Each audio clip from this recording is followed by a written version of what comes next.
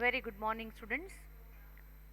This is the second online lecture of Microsoft Access 2007. Practically આપણે લોકોએ જે access ભણવાનું ચાલુ કર્યું એનો આ સેકન્ડ લેક્ચર ઓનલાઈન તમે જોઈ રહ્યા છો. In the previous lecture, we have studied how to create database, and under that database how to create different tables. Guys, we have created one database named as college, which is going to be very important database.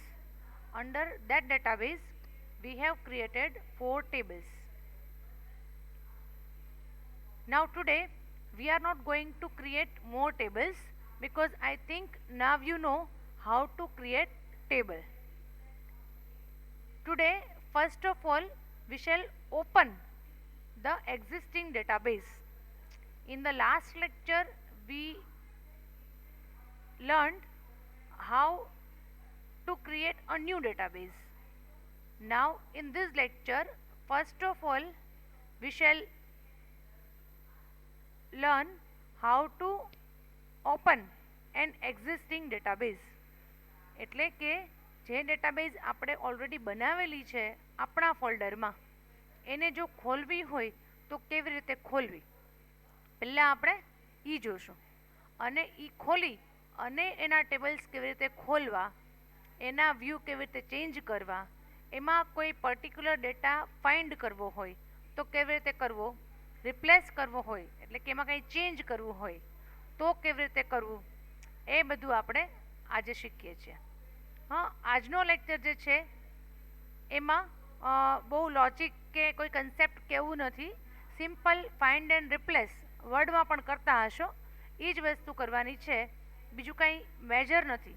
હા, મેજરમાં એ છે થોડુંક કે how to add new records, how to delete existing records, એટલે કે તમે જે rose enter કરેલી છે એમાં જો કંઈ ચેન્જ કરવો હોય, એમાં નવી રો એડ કરવી હોય, ડિલીટ કરવી હોય તો એને કહેવાય navigation.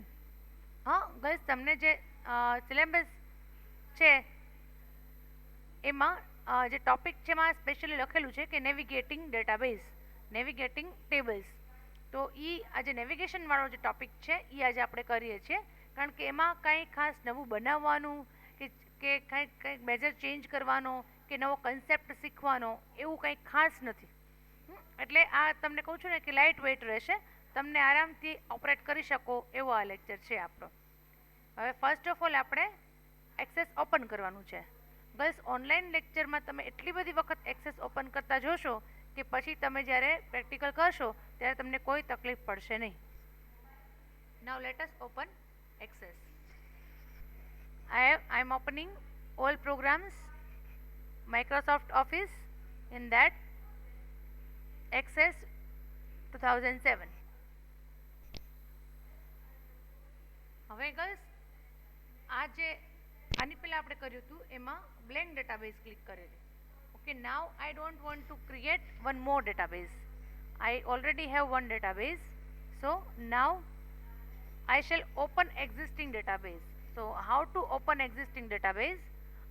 Two ways are there. એક તો એ છે કે અહીંયા રેડીમેડ તમને દેખાશે જ.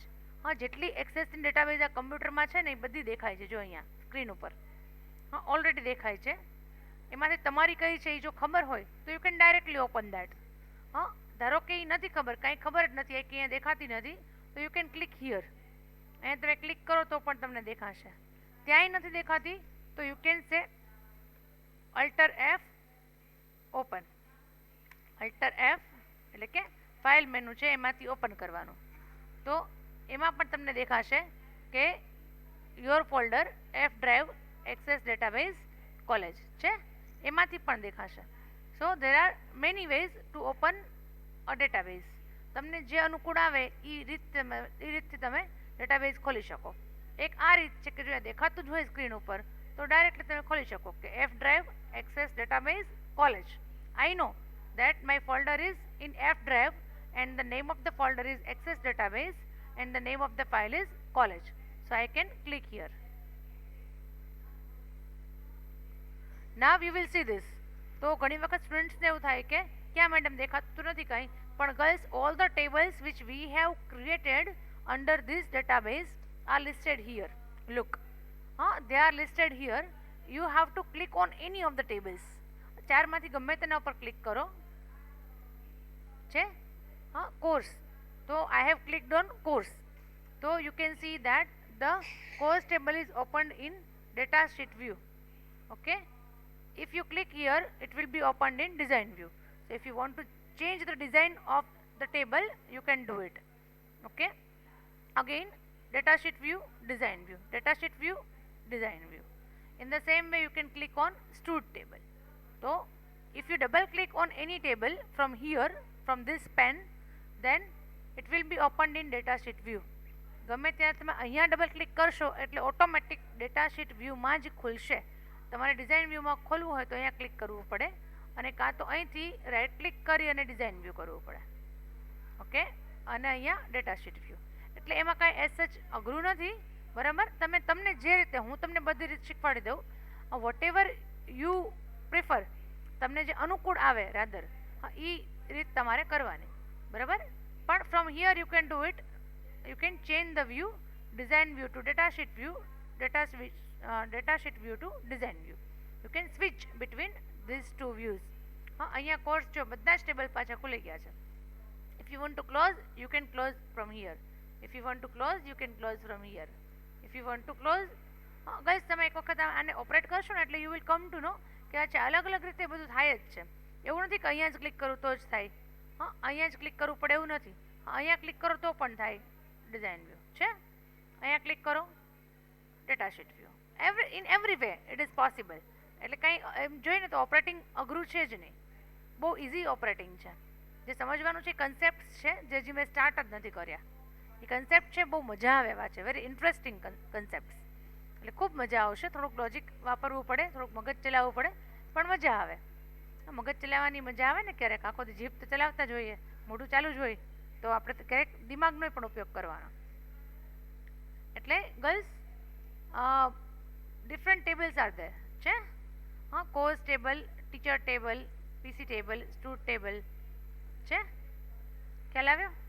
નાવ first of all let us know how to navigate. Navigate મતલબ કે અહીંયા તમારે કંઈ નવું એડ કરવું છે, કંઈક ચેન્જ કરવું છે, કંઈ ડિલીટ કરવું છે, તો કેવી રીતે કરવું. તમને આમ તો આવડતું જ હોય, એમાં કંઈ નવું નથી, પણ સિલેબસમાં સ્પેસિફિકલી લખેલું છે. તો I have to give you demo, બરાબર. સિલેબસમાં જેટલું આપેલું છે મેજોરિટી બધાનું હું તમને ડેમો આપીશ. એટલે તમે લોકોએ જો અહીંયા કરેલું હોય, અહીંયા જોયેલું હોય રાધર, તો એક્ઝામમાં તમને ક્વેશ્ચનના આન્સર ઇઝીલી સમજાય, લખી શકો, વાંધો ન આવે. તો guys first of all if you want to change something, ધારો કે આ એક્ઝિસ્ટિંગ કેટલા રેકોર્ડ્સ છે? 10 records. There are 10 records. If you want to change any of the records, ધારો કે અહીંયા બીસીએની બદલે મારે કંઈક બીજું કરવું છે, એલએલબી કરવું છે, તો આઈ કેન ડુ ઇટ. છે, થઈ ગયું.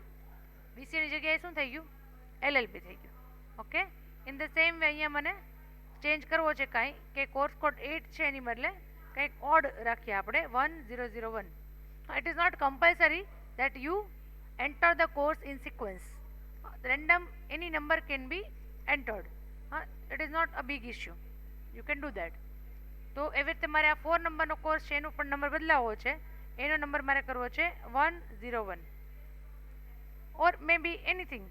તમને કંઈ પણ ઓડ નંબર લાગે કે આ બધાની સિક્વન્સમાં નથી આવતો એવો, ધારો કે અમારે એનો નંબર કરવો છે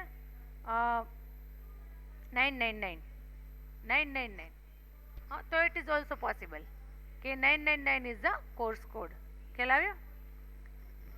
સો we can change the existing data simply by opening the table in data sheet view. If you open this table in data sheet view, if you want to change something, suppose I want to change city from Rajkot, I want to say Surat, so it will be changed. Okay, if you want to change the fees course code, you can, whatever you want to change you can change and it is automatically saved. અહીંયા હું નહીં સેવ કરું તો પણ ચાલે, data change કરશો એની જાતે સેવ થઈ જાય છે. ખ્યાલ આવ્યો? So in this way you can change the contents of any table. Second thing કે you want to insert new records.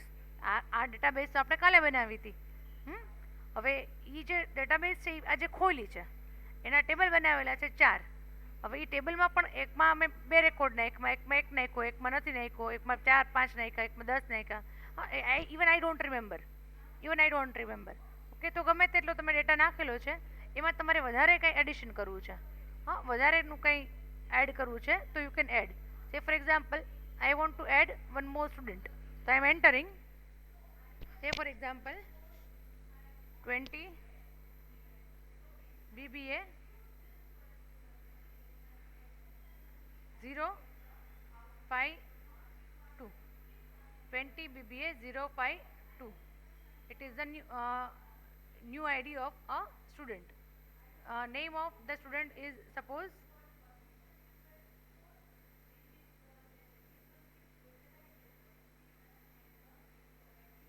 Mansi. City is say for example Baroda. બસ હું ડેટા એન્ટર કરીશ ને તો રાજકોટ, સુરત, બરોડા મેક્સિમમ આવશે, આઈ ટેલ યુ. કારણ કે એ typing કરવામાં બહુ ઇઝી પડે છે. આ શોર્ટ સ્પેલિંગ છે ને એટલે અમદાવાદ ને બીજા એક સિટી હોય નગરવાળા, ભાવનગર, સુરેન્દ્રનગર, જામનગર, તો આઈ અવોઇડ ટાઈપિંગ ધોઝ સિટીઝ. આ 3 સિટી બહુ ફ્રિકવન્ટલી આવશે, આ મારી પ્રેક્ટિસ છે. સપોઝ 90, ફી છે for example 25,000, course is 3, PC code 1. Okay, so I have added one more record. It will also be saved. Next time you open the database, open this table, stud table, then one record will already be there, Mansi.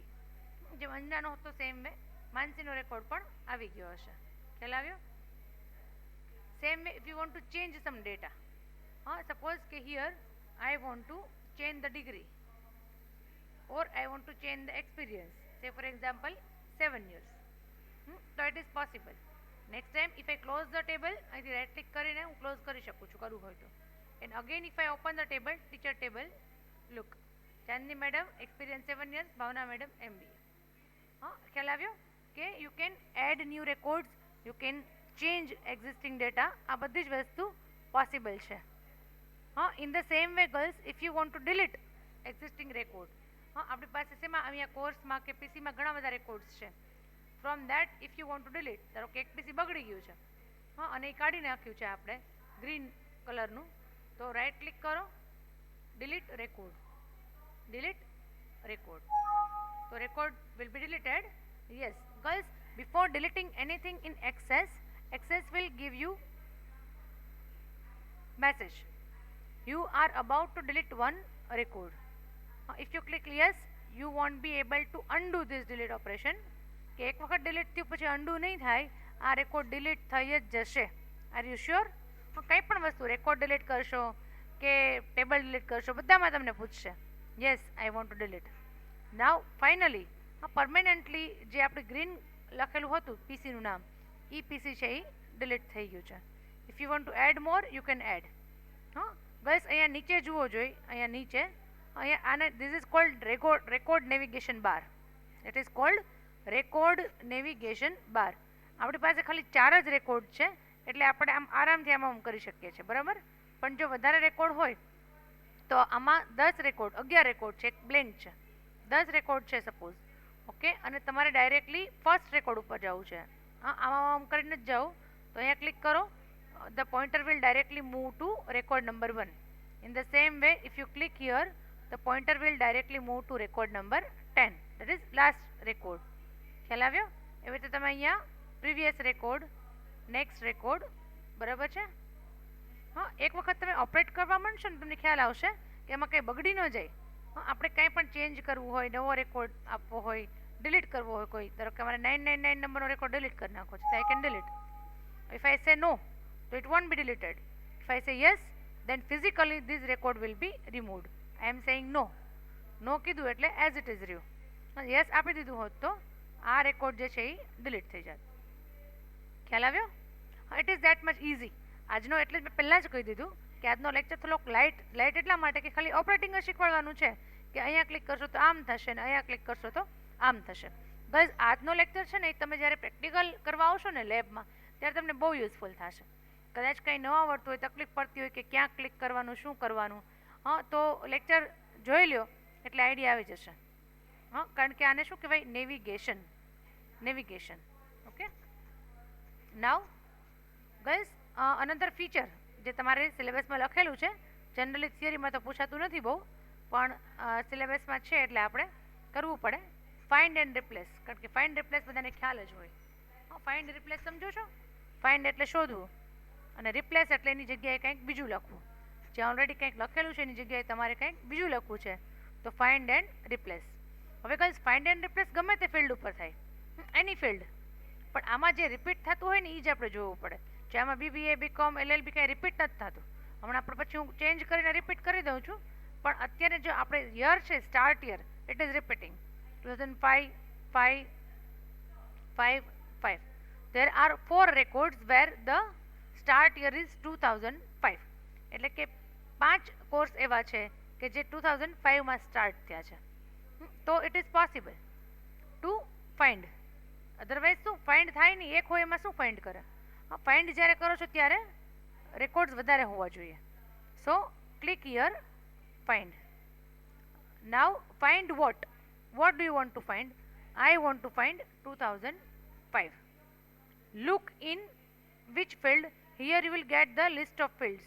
છે તો કયું field છે આપણી પાસે? Start year. Start યરમાં મારે search કરવું છે. Match whole field. Whole field મતલબ કે આખે આખું. ઓકે, એમાં કંઈ તમે વચ્ચે લખેલું નથી, આખે આખું એની પાર્ટ ઓફ ફિલ્ડ નથી, હોલ ફિલ્ડ. દેન સર્ચ ઓલ. હા, અપ કે ડાઉન નહીં, ઉપર હોય તો સર્ચ કરે, નીચે હોય તો પણ સર્ચ કરશે. કે મેચ કેસ ન આવે કારણ કે ન્યુમરિક છે. Okay, find. તો એણે તમને આપ્યું કે ગર્લ્સ સેકન્ડ રેકોર્ડ છે, સેકન્ડ રેકોર્ડમાં 2005 છે. Then find next. You have to click find next. Okay, I have come to know that second record start year is 2005. એ મેં વાંચી લીધું. Now go to next.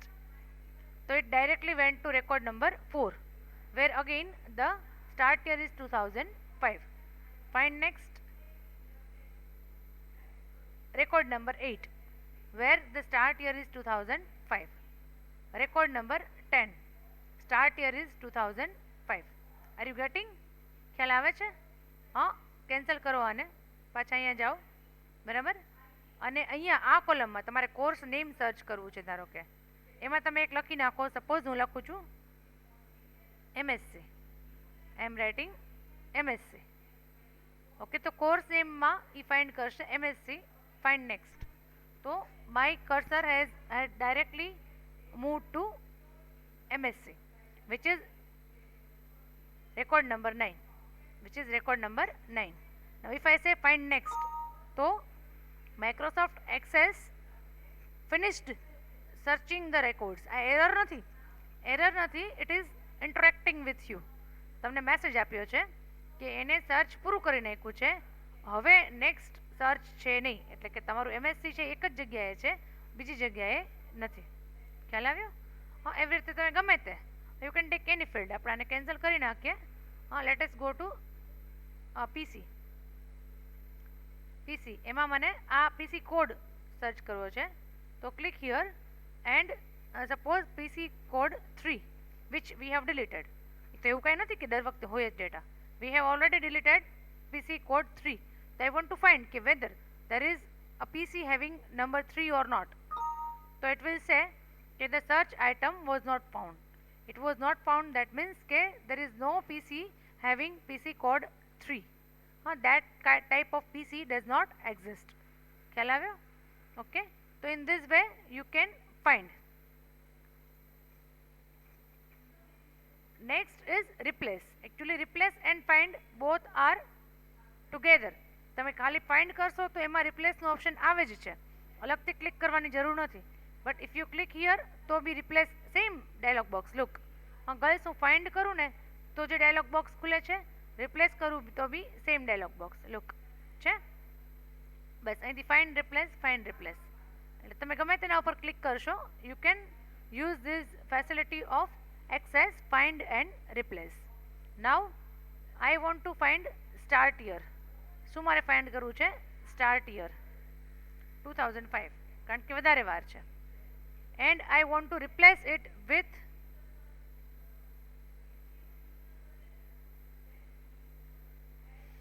1995. 10 વર્ષ ચેન્જ કરી નાખો છે તો શું આપણને ક્લિયરલી દેખાશે કે ચેન્જ થયો. આઈ want two replace it with 1995. એટલે કે જ્યાં 2005 છે ત્યાં તમે શું કરી નાખો 1995. Now you have two options. Girls તમારી પાસે બે ઓપ્શન છે. એક તો તમે એમ કહો કે એક ચેન્જ કરું કે હું જોઉં કે ક્યાં છે પછી રિપ્લેસ કરવાની હા પાડું તો એ રિપ્લેસ થઈ જાય. ઓકે, પણ ક્યારેક એવું પણ બને કે મારે બધા એક સાથે કરી નાખવા છે. હા, બધા એક સાથે કેવી એવી જરૂરી ક્યારે હોય કે ધારો કે તમે લોકો જ છો બધા, હા, તમારા લોકોની ડેટાબેઝ હોય, અહીંયા ટેબલમાં તમારો ડેટા સ્ટોર કરેલો હોય, તો all of you var in semester 1. હા, last time all of you var in semester 1.